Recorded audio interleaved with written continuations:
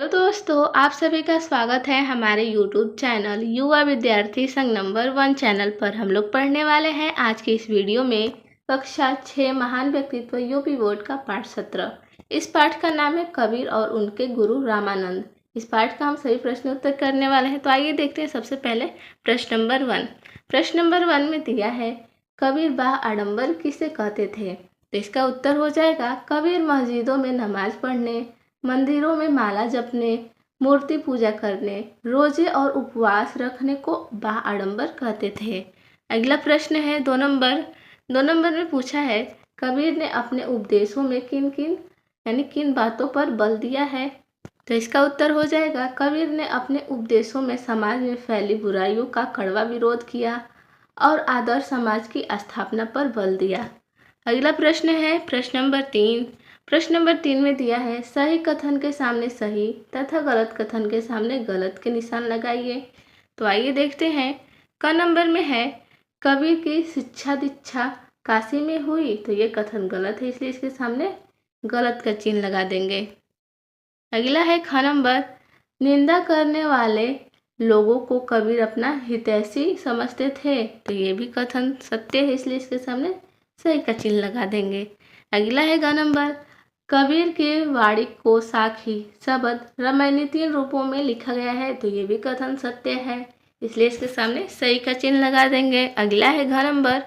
रामानंद ने संस्कृत में अनेक ग्रंथों की रचना की। तो ये भी सत्य है। अगला प्रश्न है प्रश्न नंबर 4।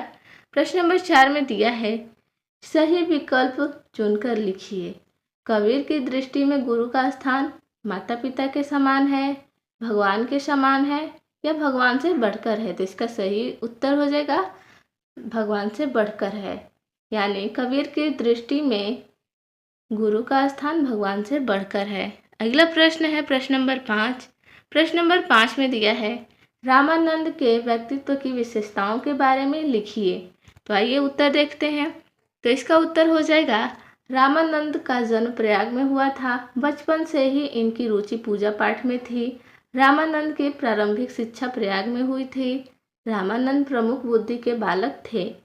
रामानंद को जाति पाति का भेदभाव पसंद नहीं था। उन्होंने धर्मशास्त्रों का ज्ञान काशी में प्राप्त किया। उन्होंने काशी प्रवास के दौरान गुरु राघवानंद से दीक्षा ली। रामानंद ने समाज में फैली ऊंच नीच, छुआछूत, जाति पाति के भेदभाव को दूर करने का भरसक प्रयास किया। अब आगे देखेंगे।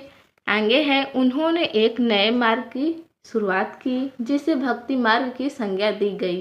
रामानंद संस्कृत के विद्वान थे और संस्कृत में उन्होंने अनेक ग्रंथों की रचना की। वे हिंदी भाषा के प्रबल समर्थक थे। उनका मानना था कि हिंदी भाषा के माध्यम से संपूर्ण भारत को एक सूत्र में पिरोया जा सकता है। ये कबीर के गुरु थे। लगभग 112 वर्ष की आयु में 1412 ईस्वी में रामानंद का निधन हो गया। अब आते हैं अगला प्रश्न पे। अगला प्रश्न है प्रश्न नंबर 6। प्रश्न नंबर 6 में दिया है रामानंद जी का दर्शन किस नाम से जाना जाता है और उसकी विशेषता क्या है, यानी उनकी विशेषताएं क्या है। तो आइए उत्तर देखते हैं।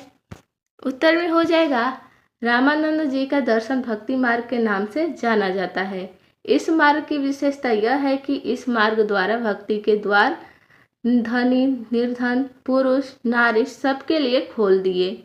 धीरे धीरे भक्ति मार्ग का प्रचार प्रसार इतना बढ़ गया कि इसे बौद्ध धर्म के आंदोलन से बढ़कर बताया गया।